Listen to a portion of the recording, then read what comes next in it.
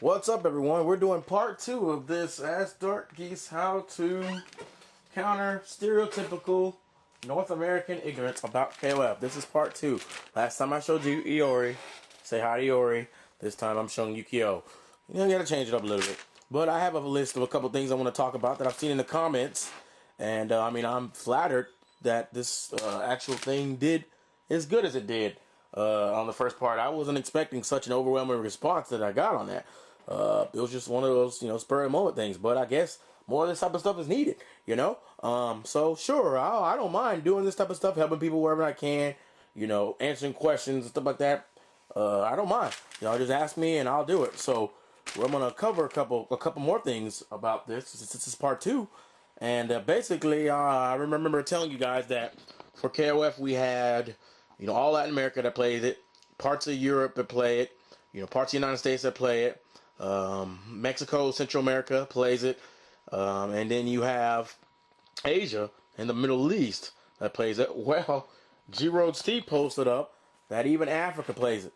So you've got North Africa, Morocco, Algeria, Tunisia, and you got South Africa, he says, that this KOF is played. So, you want to look at that. Asia, all Asia, parts of the United States, parts of Europe, all of Latin America, Mexico, Central America included, the Middle East, you're really not mixing a lot of stuff. That is the complete picture, as far as almost the complete picture in regards to who plays KOF. You're not leaving out a lot of people. So it just more and more, it should be really evident to you guys that KOF is the most played fighting game in the world. So I just want to give shout outs to Jiro Steve. Thank you for posting that up. It's good to know that. Okay, now I want to talk about something in reference to what Rob 8036 was talking about.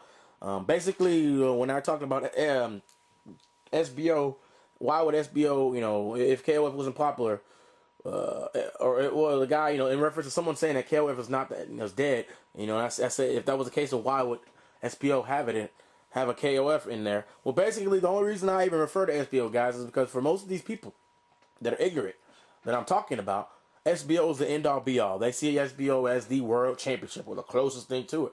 When I say at best, SBO is the Eurasian championships, especially for KOF, certainly for KOF, at best, is Eurasian championship. There's no way, shape, or form the world championship. No way, shape, or form the world championship. And I'm going to get into that even further about why some people are talking about why certain people don't get access to SBO. I know exactly why they don't get access to SBO, and I'm going to comment on that because I've got that from people that are having a qualifier for SBO. But basically, guys, what you gotta understand about SBO's goals, and I hear this from not only Rob, he makes a good point, but I've heard this from Japanese players.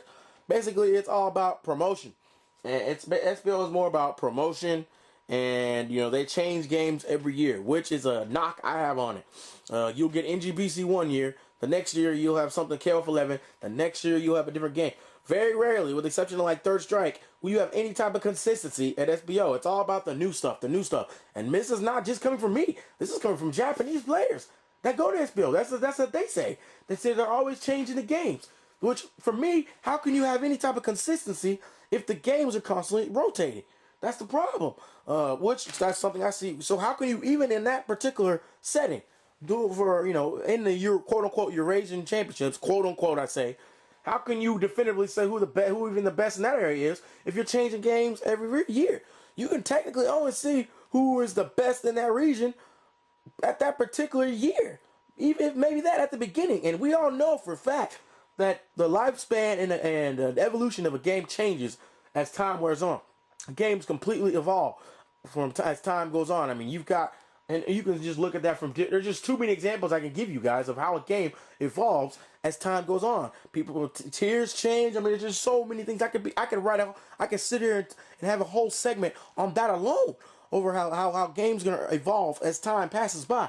So how can you possibly hope to say who is the best over when the game's only been in 1 year? You can't say that. So you people saying, whoever was the best in the world based off when they won KOF 11 and SBO in like 06, I'm gonna be like, are you serious, dude? You don't realize how much time has passed by then? How many more people play the game? How the game has evolved since then in all these different other countries? That is a very, very far-fetched argument. And even then, even in that particular region, I guarantee you, the things have changed. I mean, I even talked to NGBC players who, you know, when Key Rock won NGBC SBO 2005, I talked to those people, and they tell me that Key Rock's he's not even up to par with the current top people right now. He's not even there, and the top player in NGBC right now in Japan is Dabukin. So, you know, these people who were talking about world championship, you know, they want to say Key Rock's world champion. No. Or he might have been the best in that area at best during that year, but not now. Doesn't happen that way. I mean, even then, to put in perspective, even though people don't want to think about it, to just further strengthen my argument, and I've said this before, but I'm gonna go back to it. Mago got top 4 in NGBC during that particular year in SBO. So if this is the world championship, as you guys say, then how in the hell did he lose to me at EVO 2007? He lost to me 7-4. I beat him in a money match 7-4. Can someone please explain that? If these are the world championships, then how are they losing, or they're top 4 in the world? Then how is he losing to me? How is he losing to me? Now, I know I'm not the greatest player in the world. I think I have some relative level of skill. But I know there's people out there stronger than me. But if you want to say these are the strongest players in the world, then they should be able to handle people like me that only get access to competition when they travel. That's how I look at that. So that's just more proof. Maybe it is not. They're not the best in the world. Maybe in that particular region. You can't say world championship with that. But that's what SBO. Their goals are really more promotion, advertisement.